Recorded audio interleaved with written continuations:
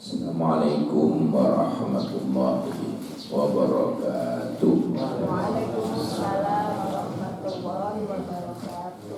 Alhamdulillah wa syukrulillah wassalatu wassalamu ala rasulillah ibni abdillah.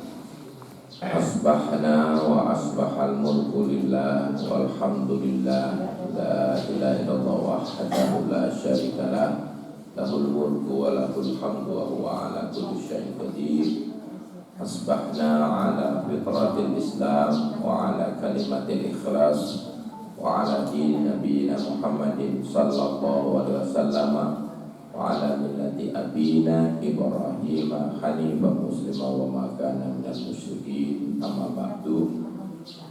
Yang saya hormati segenap takmir dan seluruh jamaah subuh Masjid As-Salam rahimakumullah.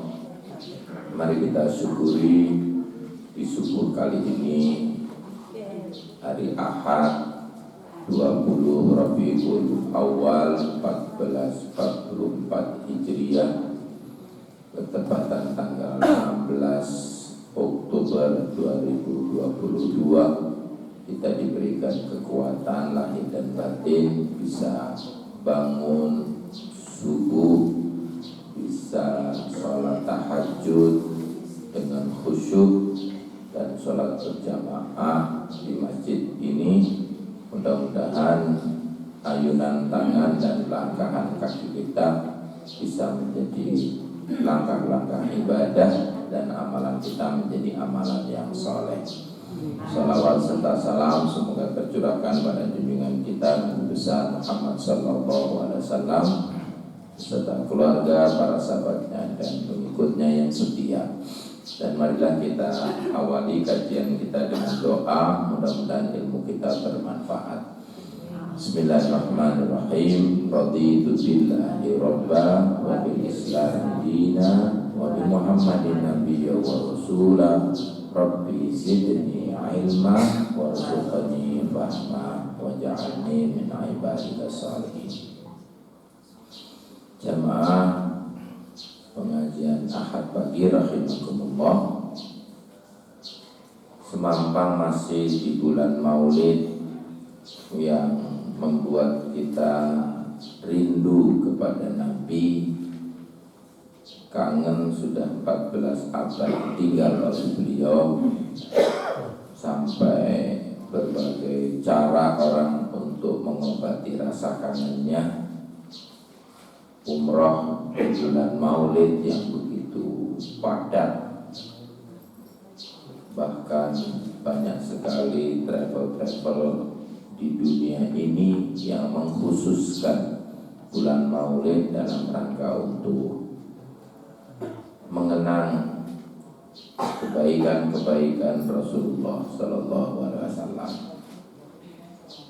Kalau Rasul itu diperintahkan sesungguhnya untuk memperbaiki akhlak manusia. Innama bu'ittu liutammima makarimal akhlak. Aku itu hanyalah diutus oleh Allah untuk memperbaiki akhlak manusia. Problem bangsa ini adalah problem akhlak. Akhir-akhir ini kasus-kasus nasional, regional maupun sampai kasus lokal itu berkaitan dengan problem akhlak. Apakah itu kasus di institusi pemerintah ataukah di kasus-kasus di Kota Malang berkaitan dengan persepak bolaan, itu kita renung-renungkan, ujung-ujungnya adalah persoalan akhlak. Adanya suami dan istri yang belum sudah bertengkar di usia muda, itu juga persoalan akhlak. Adanya pelanggaran-pelanggaran etika, hukum, pejabat-pejabat tinggi, itu juga persoalan akhlak. Dan berbagai macam kasus di Indonesia ini semuanya adalah kalau kita renung-renungkan adalah persoalan akhlak. Nah, Rasulullah memperbaiki akhlak orang-orang jahiliyah di wilayah Makkah itu juga bukan persoalan yang mudah. Ternyata berat. Bahkan orang-orang yang di sekelilingnya. Maka beliau ini statusnya bisa bermacam-macam. Jika beliau masih kecil, posisinya adalah beliau ini sebagai yatim piatu. Bagaimana sebagai seorang yatim piatu, sudah ayah tidak punya, ibu habis itu juga meninggalkan Nabi, lalu situasi dan kondisinya tidak kondusif, ya, maka posisi kita jika ada yang tidak punya orang tua itu hakikatnya sama dengan Nabi, sehingga Nabi kaitannya dengan yatim piatu itu sampai-sampai Nabi mengatakan ana wa kafilul yatim mithla hadza fil jannah. Aku itu nanti dengan orang-orang yang selalu memperhatikan anak yatim seperti dua jari ini loh di surga. Nabi merapatkan jarinya ini kemudian merenggangkannya sedikit. Itu artinya orang-orang yang menyantuni anak yatim itu dipastikan oleh Nabi masuk surga dan bersama dengan beliau berdampingan. Bapak Ibu ingat seperti itu. Nah, jadilah salah satu orang yang disampaikan oleh Nabi. Nabi berjalan kemudian mulai dari kecil diasuh oleh Halimatus Sa'diyah, sehingga dengan putra-putrinya Halimah itu saudara sesusuan yang itu sudah masuk mahram, sehingga tidak boleh menikah. Itu perjalanan berikutnya. Maka ibu-ibu yang punya anak yang masih bisa menyusui anaknya, susuilah anaknya. Ya, itu luar biasa efeknya pada bayi. Anak yang disusui 2 tahun berturut-turut secara sempurna itu beda dengan anak yang tidak disusui. Dari berbagai macam perspektif, apakah kesehatan ataupun yang lainnya, itu sangat berpengaruh. Belum kasih sayang yang turun dari ibu pada anak lewat proses menyusui itu luar biasa. Nah, selain itu Rasulullah mulai kecil diasuh oleh kakek dan pamannya. Ya, bagaimana lagi, tidak ada yang mengasuh. Jadi kita pun misalnya dulu waktu kecil mungkin diasuh oleh paman kita, oleh kakek kita. Ya, rasanya pasti beda dengan kalau diasuh oleh orang tua kandung sendiri. Biasanya kalau cucu itu disayang sama kakek neneknya karena apa? Bahkan mungkin lebih disayang. Betul. Ya. Nah, sehingga ada kesan memanjakan gitu ya.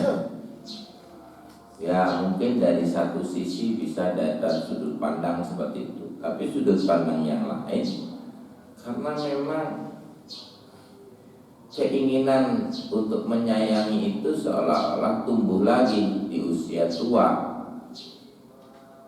Kalau dulu masih muda menjadi orang tua, sekarang sudah menjadi nenek dan kakek, kesayangannya itu ditumpahkan kepada cucu-cucunya karena anak-anaknya sudah besar. Jadi itulah yang menyebabkan kemudian rasa kasih sayang itu semuanya ditumpahkan. Sudah tidak ada orang lain lagi. Punya apa saja kalau nenek itu. Karena saya dulu juga pernah seperti itu.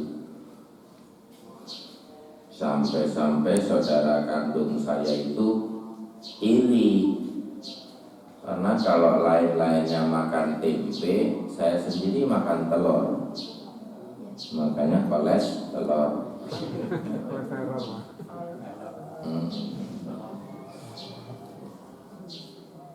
Jadi sampai lauknya itu disimpan di dalam sepatu. Supaya apa? Supaya tidak ketahuan, itu yang pertama. Yang kedua, yang lainnya pasti jijik. Masa lauk ditaruh di sepatu? Baunya sepatu itu kayak apa?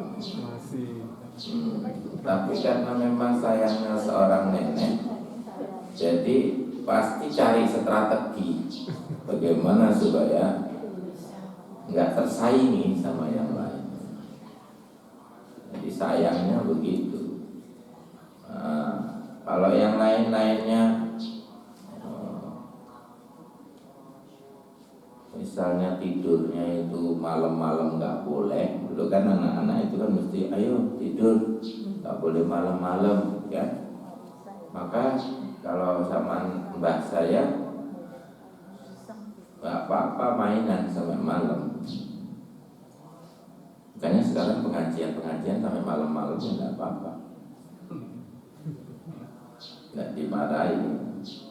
Ya karena mau balik bagaimana kalau nggak sampai malam pengajian.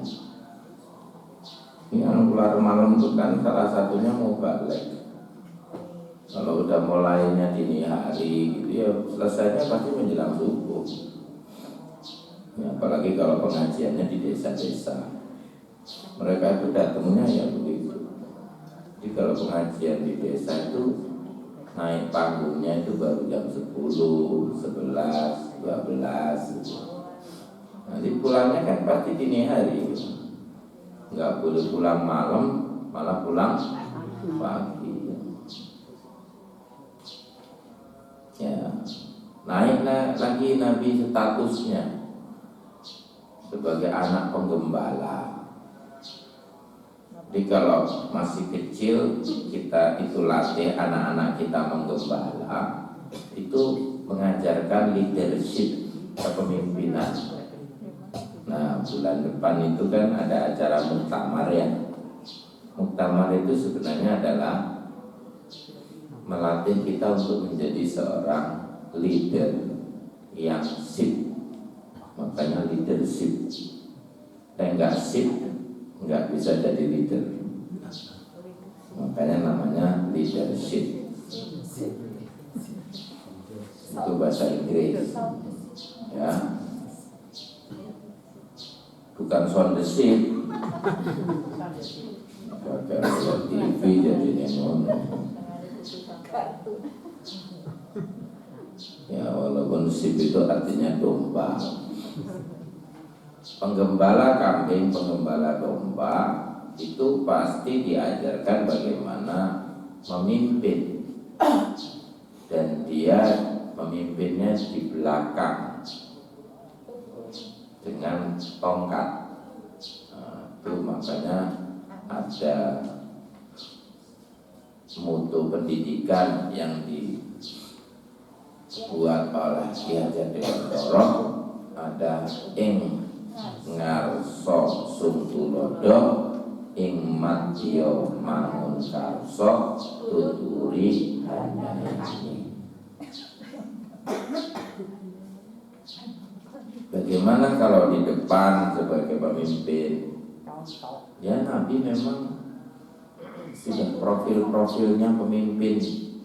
Apalagi kalau menggembala kambing yang sifatnya ribuan atau bahkan tidak terhitung banyaknya, itu kan membutuhkan kejujuran.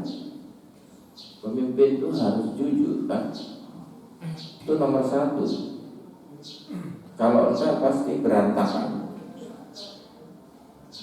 Akan ada yang namanya korupsi.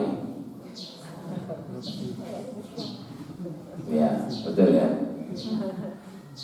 Kalau obat-obatan namanya narkoboy.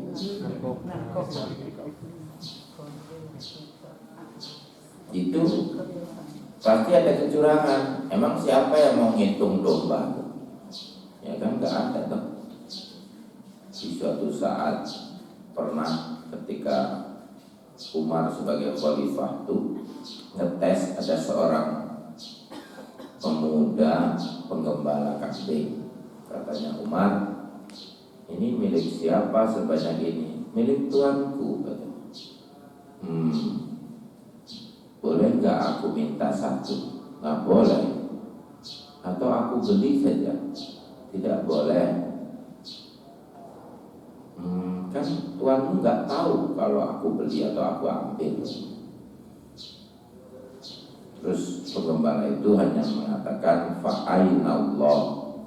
Memangnya Allah itu di mana? Jadi kalau seorang penggembala kambing itu keimanannya kuat, kejujurannya tinggi, walaupun hanya menggembala kambing, maka amanlah kambingnya itu. Nah, seandainya penggembala kambing tadi itu seseorang menteri, ya kan? Misalnya dia seorang gubernur, misalnya dia seorang kapolda,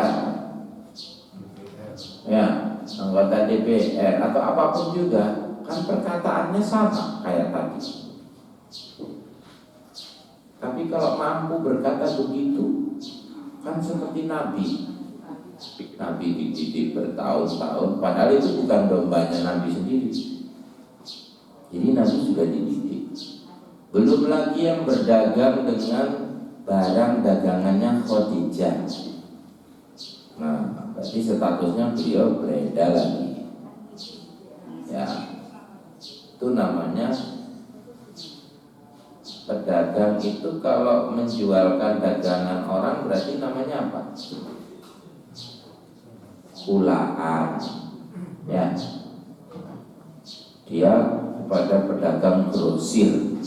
Nah, jadi Khadijah itu menguasai itu. Jadi salah satu barang dagangannya itu yang menjualkan adalah Muhammad. Nah, nggak ngerti kan Muhammad ini siapa? Kok di antara sekian pedagang itu kok paling jujur? Itulah maka orang-orang menyebutnya dia Al-Amin. Dan gelar itu langka. Jadi orang yang bisa dipercaya itu langka, karena kebanyakan mungkin memang orangnya itu culas, orangnya itu suka menipu. Apalagi kalau persoalan timbangan, di Al-Quran itu sampai ada khusus orang-orang yang memang mengurangi timbangan, al-mutaffifin. Makanya jangan diberi nama anaknya Vivin ya. Ya, ada yang namanya Vivin. Biasanya kalau laki-laki atau perempuan namanya Vivin. Panggilannya serba Vivin Ustaz.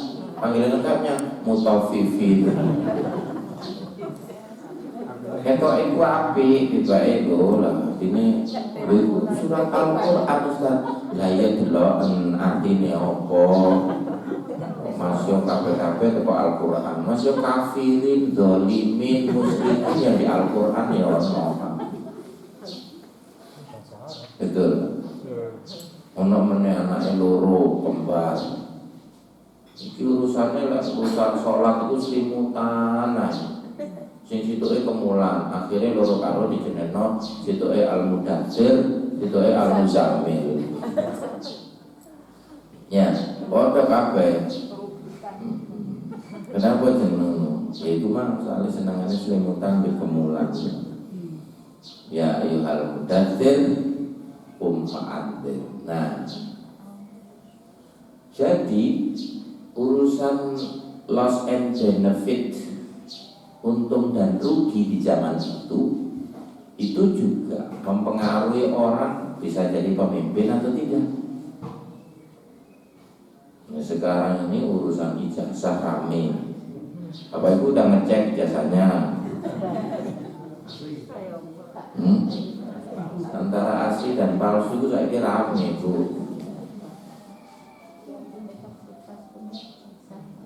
Di belakangnya marahi mempengaruhi ke konsentrasi soalnya bisa mulai kelontengan.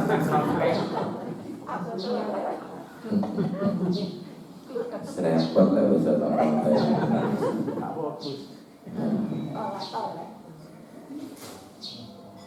Jadi Nabi itu melewati tingkatan-tingkatan dan perubahan status sampai pada suatu hari itu perjalanan ke Syam. Syam itu Yordania sekarang, dari Mekah itu awam itu kok ngikuti ya. Coba kalau Bapak Ibu keluar lihat awam ngikuti enggak? Ya, malah diudani. Apa itu diudani? Tapi CC gak ada nih.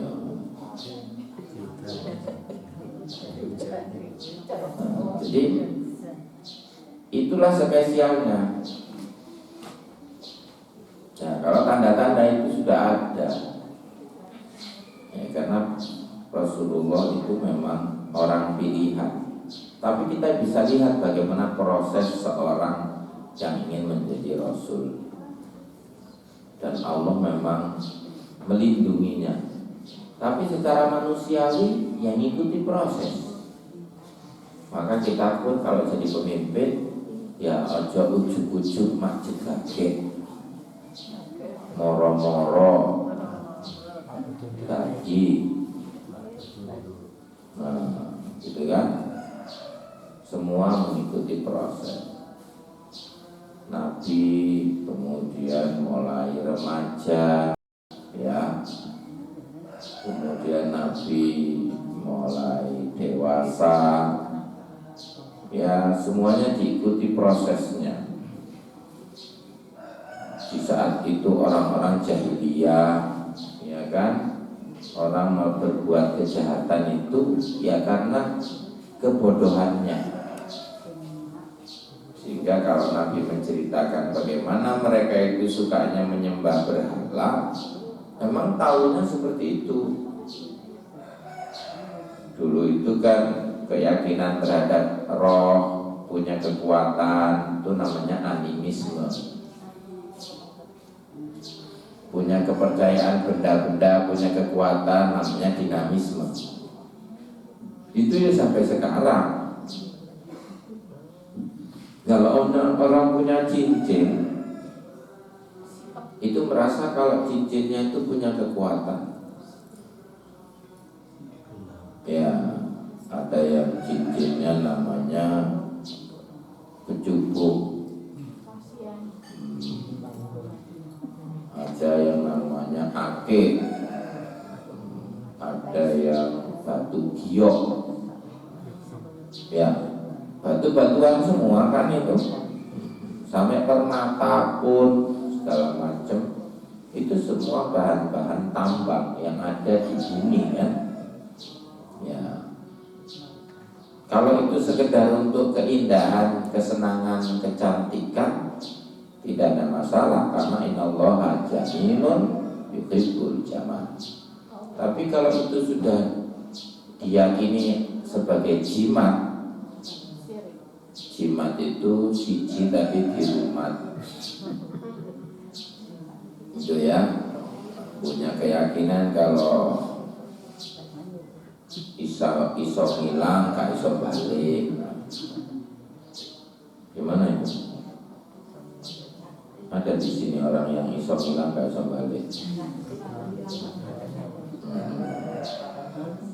Pesulap merah Usul akbar itu justru membuktikan bener apa ora itu kan.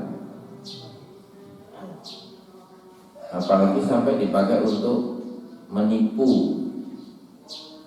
Nah, maka Nabi sering mengatakan jauhilah dukun, karena dukun itu mulai dari zaman Nabi dan Rasul terdahulu sudah ada. Di zaman Nabi Ibrahim ada, zaman Nabi Musa ada.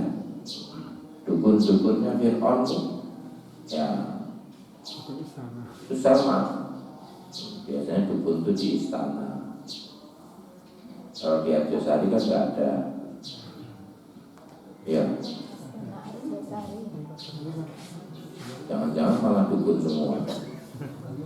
Tiba ada dukun bayi Pak.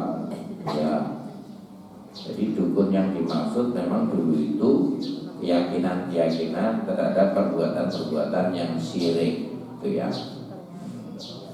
Ya memang orang-orang seperti itu diberikan oleh Allah kekuatan namanya istidraj. Ya. Sebagai lawan dari karomah, mukjizat kalau Nabi dan Rasul ya.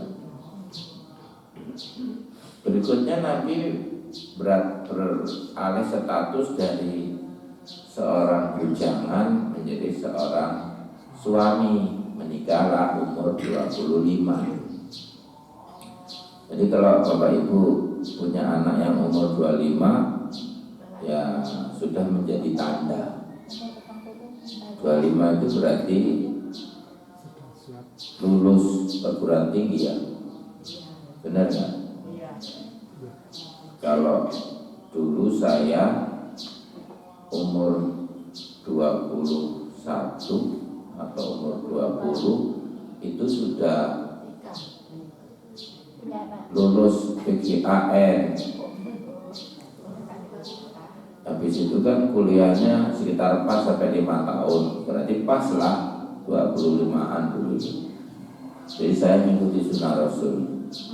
Tapi ngepas no 25 terus ono bojone itu lah ya angel. Ya beneran. Ya kan harus lirak-lirik gitu. Makanya kata orang Jawa itu lek durung rabi itu malah sing ngopo, lek wis rabi merem sing rapet. Ya. Gimana maksudnya? Ya kalau sebelum nikah pilih mana calon suami atau calon istrimu, coba syukur nyaut di pinggir jalan aja. Utawa delok artis ayu mari ngono terus dirapi. Belum tentu kan. Itu makanya posisi-posisi di umur 25 itu memang posisi orang mulai untuk bisa memimpin sebagai suami. Nah, menikahan ya itu pun juga dilihat oleh Khadijah karena memang sudah lama jadi pegawainya untuk berdagang gitu kan. Sudah teruji kejujurannya. Nah, maka Khadijah pun tidak akan meragukan lagi. Nah, sekarang ini banyaknya kasus-kasus KDRT itu di tingkat RT. Ada KDRW, ada kelurahan, kecamatan, sampai di tingkat nasional ya. Ya. Itu semuanya kaitannya sama suaminya. Nah kan ar-rijalu qawwamuna 'alan nisa. Surat An-Nisa ayat 34 itu kan menandaskan kalau laki-laki itu pemimpin bagi perempuan, suami itu pemimpin bagi istri. Kalau ada kericuhan rumah tangga, itu yang ditanyakan semestinya adalah suaminya, bukan istrinya. Kalau ada salah itu berarti kalau dia sebagai komandan satu batalion, misalnya ada anggotanya itu nyolong pencet, itu mesti sing salah ya komandannya, betul ya? Nah, jadi keluarga itu ya seperti batalion. Maka Nabi mengatakan baiti jannati, rumah tanggaku laksana surga. Bagaimana kita menjadikan semua rumah tangga kita ini seperti rumah tangga Nabi? Ya lihatlah rumah Nabi itu kayak apa. Bapak Ibu udah pernah lihat rumahnya Nabi bentuknya? Tahu di internet ya ada, bosok nggak tahu. Kagak delok WA kok, gak mau ngecek update status Instagram atau delok TikTok, ya berjam-jam delok YouTube sampai lali. Jangan nyasar seperti gosok. Dilihatlah itu rumah Nabi, klik nanti akan keluar. Ternyata menurut satelit di foto itu rumah Nabi, baik yang ada di Mekah maupun di Madinah, dilihat petaknya, maketnya. Kalau rumah Nabi yang ada di Mekah itu adalah yang sebelum dibongkar, yaitu dibuat untuk maktabah, perpustakaan, yaitu rumahnya Abdullah, ayahnya dan ibunya Siti Aminah. Nah depannya itu yang dipakai hammam itu, dipakai toilet yang sekarang itu rumahnya Khadijah, ya. Terus sebelahnya itu namanya Jabal Qubais, yang bawahnya itu istana raja. Nah, kesana lagi ketemu jam yang baru sekarang. Kan udah diperluas tuh. Itu kalau di foto, petak-petaknya dilihat. Ini kamarnya Nabi, ini kamarnya ayahnya, kamar tamunya. Itu petak-petaknya itu kotaknya kecil-kecil, seperti rumah RSSSSSSS. Biasanya kan rumah sederhana, RR, ya RSS, ya rumah sederhana. Ada yang rumah sangat sederhana, RSS. Itu S-nya banyak, triple S, bahkan squad S, bahkan banyak S. Jadi rumah sangat sederhana, sangat sempit sekali, sampai sulit selonjor. 10. Nah ibu-ibu kan bisa selonjor kan di sini, betul. Kalau ngenteni soto. Nah ya itu. Jadi gitu. Rumahnya di Madinah itu ya yang sekarang dipakai untuk makam itu. Sejak Nabi wafat terus dipakai makam, itu rumah Nabi. Makanya di situ ada bilik-bilik gitu. Bilik itu ruangan tapi kecil, bahasa Melayu. Seperti jantung itu kan ada biliknya ya. Ya, kalau orang Malaysia itu bilangnya bilik, kamar. Itu cuman ukurannya itu meteran-meteran gitu, nggak sampai kayak kita luas sekali. Dan lantainya cuma 1. Jadi pakai makam Nabi itu sudah sekarang. Kamarnya Fatimah, kamar Aisyah sama Nabi. Nabi itu cuma di situ ada gambarnya batu. Kalau Nabi tidur itu Nabi beralaskan pelepah daun kurma. Makanya di hadis-hadis itu Nabi itu berbekas itu pelepah daun kurma. Persis seperti Bapak Ibu kalau bangun tidur juga ngecap ya pipinya ya. Pulau Jawa, Kalimantan, Sulawesi, termasuk di Bantale ngecap. Itu di Bantale ngecap itu berarti harus mengikuti Nabi Muhammad. Nabi itu sangat sederhana sekali, sudah sangat sekali lagi. Ya bagaimana kalau tidak cerita dari sahabat-sahabatnya? Nabi pernah mengatakan, bagilah perutmu itu menjadi 3 bagian, sulusul akli, sulusul sulbi, wa sulusul tanafus. Bagilah perutmu jadi 3 bagian, sepertiga untuk makanan, sepertiga untuk minuman, sepertiga untuk pernapasan. Apa maksudnya itu? Ya biar memberikan rongga pada perut kita. Perut kita ini kan kecil, lambung ini. Kalau diisi dengan makanan semuanya, nggak ada minumannya, ya kan sesek. Dada terutama ini kalau tidak ada pernapasannya, sesak nafas. Kalau isinya air tok, minum aja nggak makan, ya kan ada energinya. Atau nggak ada makanan, nggak ada minumnya, isinya angin, akhirnya kembung kan. Nah, banyak orang yang sakit perut macam-macam sekarang, seperti mah, ya kan? Ada lagi gangguan pencernaan, ada usus buntu, ya macam-macam. Itu persoalannya kata Nabi adalah mabtun, itu karena orang itu abdul butun, dia mempertuhankan perut. Nah, disitulah maka Nabi memberikan contoh pada kita. Nabi itu makannya kalau kurma itu 3 butir. Kalau kita pertamanya 3 butir pertama, meneng-meneng itu 3 piring. Kalau di ziarah haji sama umrah itu lah, dia ngomong gitu kan, orang-orang geser mana piringnya, nah mangan mana geser mana, itu belum piring, awet dewi tok. Iku lagi ukur-ukur ternyata 10 kilo. Berarti Nabi Muhammad itu 3 butir, kita 3 kilo.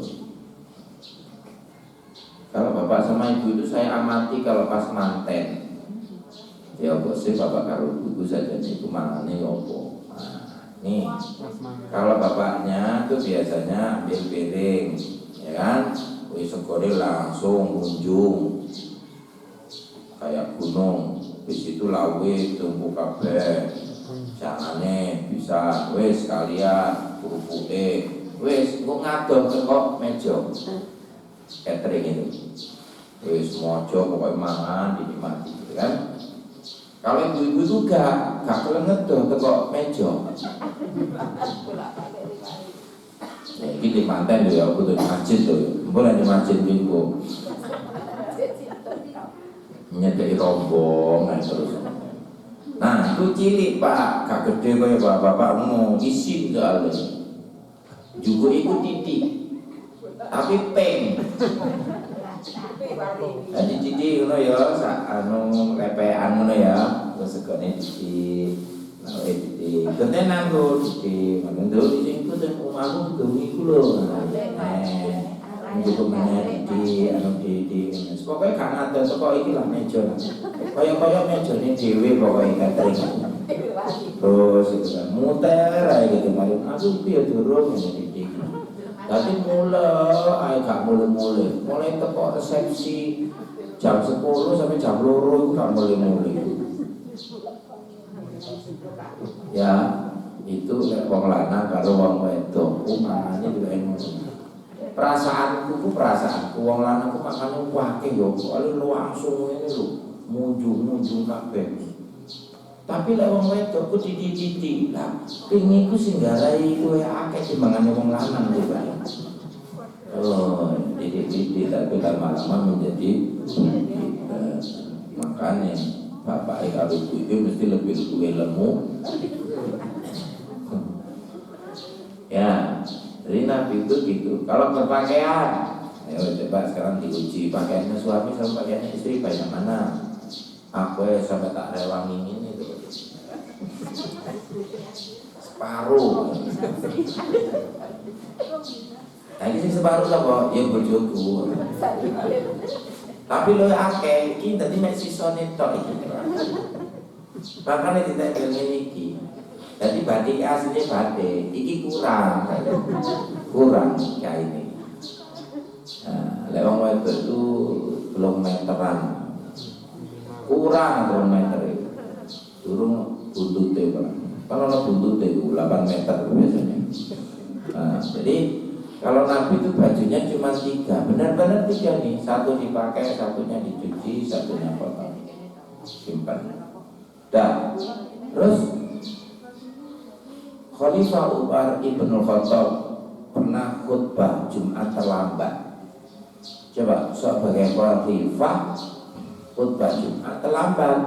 Nah, tahunya itu kan ketika diriwayatkan tuh begitu dia di depan jamaah, mohon maaf para jamaah Jumat rahimakumullah, saya terlambat khutbah Jumat gara-gara menunggu baju saya kering.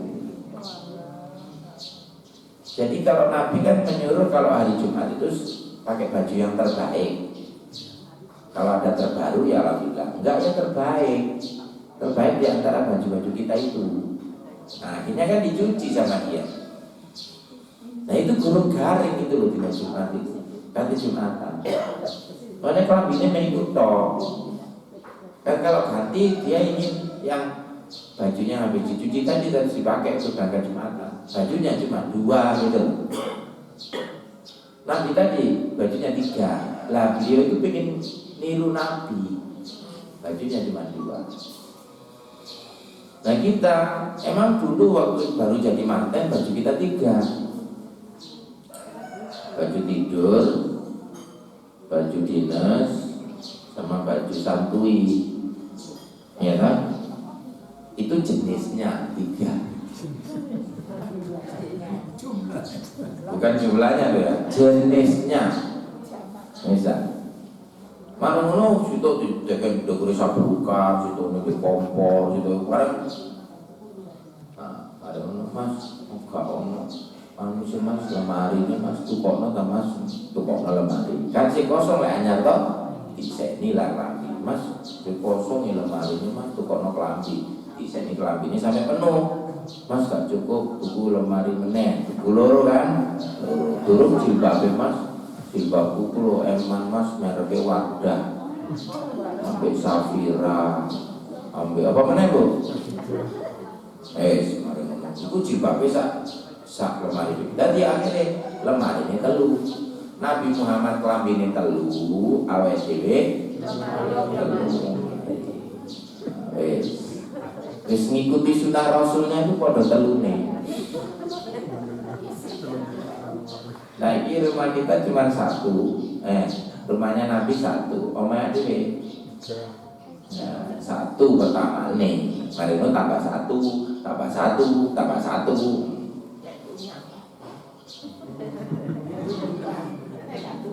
Ya, jadi kita memang berusaha ini bagaimana ya bisa mengikuti sunah Rasul. Surupnya jam udah gara-gara anak soto malah surupnya cepet. Ya, jadi kita berusaha sedikit demi sedikit bagaimana kita mendekati apa yang dilakukan oleh Nabi. Kalau Nabi itu marahnya cuma sedikit, kalau kita sedikit-sedikit marah, sedikit-sedikit marah. Kalau Nabi itu makannya cuma sedikit, kita itu sedikit-sedikit makan, sedikit-sedikit makan. Kalau Nabi Muhammad itu marahnya cuma sedikit, nah kita ini sedikit-sedikit marah, sedikit-sedikit marah. Jadi bedanya kita sama Nabi Muhammad itu cuma sedikit. Mudah-mudahan yang sedikit ini bermanfaat. Yang bisa saya sampaikan, mudah-mudahan kecintaan kita kepada Nabi tidak menjadikan Nabi sebagai Tuhan, sebagaimana orang Nasrani yang menyembah nabinya. Ketika Nabi itu wafat, Abu Bakar pernah mengatakan, wa man kana ya'budu Muhammadan fa inna Muhammadan qad mata. Barang siapa yang menyembah Nabi Muhammad, maka dia Nabi itu sesungguhnya sudah wafat. Wa man kana ya'budullaha fa innallaha hayyun la yamut. Barang siapa yang menyembah Allah, Allah itu maha hidup dan tidak akan pernah mati. Mudah-mudahan bermanfaat. Al-ilmu bila amalin kasyadari bila tamarin kawarusin ora dilakoni kaya wituitan sin ora metu woi. Kodok telo merang belas negeri terima pengenan sin balas. Mbah Surip wis lunga ora bakal bali ning alam dunya. Mbok pilih kula kadang dosa kula nyuwun pangapura. Subhanakallahumma wa bihamdika asyhadu an la ilaha atubu ilaih. Bapak Ibu, kita doakan ini ada yang telah menikah pada hari Ahad tanggal 9 bulan 10 tahun 2022 ini, keluarga Ibu Siti Maisarah. Mana orangnya? Oh ya, alhamdulillah. Anaknya namanya Maulana Ali Fatahillah. Ini putranya Pak Gamal ya.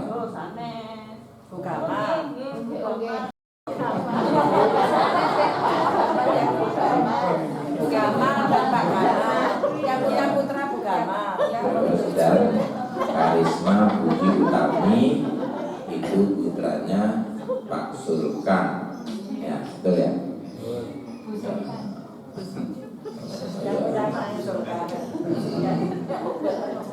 Mudah-mudahan diberikan keluarga yang sakinah mawaddah. Mari kita doakan bersama. Alhamdulillahirabbil alamin, hamdan alimin wa hamdan syakirin, hamdan yuwafi ni'amahu wa yukafi mazidan. Ya Rabbana lakal hamdu kama yanbaghi li jalali wajhikal karim wa 'azimi sultanik. Barakallahu laka wa baraka alaika wa jama'a bainakuma fi khairin. Barakallahu laka wa baraka alaika wa jama'a bainakuma fi khairin. Barakallahu laka wa baraka alaika wa jama'a bainakuma fi khairin. Rabbana hab lana min azwajina wa dhurriyyatina qurrata a'yun waj'alna lil muttaqina imama. Allahumma taqabbal minna innaka antas sami'ul 'alim wa tub 'alaina innaka antat tawwabur rahim. Walhamdulillahirabbil alamin. Assalamualaikum warahmatullahi wabarakatuh.